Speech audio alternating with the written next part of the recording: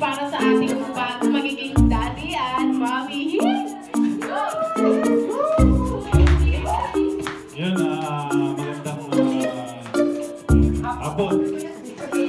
Kaya salamat pala dun sa pagpapalit. Muntik na. Nagpapasalamat pala ako dun sa mga tumulong dito sa tawag dito sa gender living na to. Maraming salamat kasi kung hindi dahil sa inyo, hindi magiging ganito yung celebration.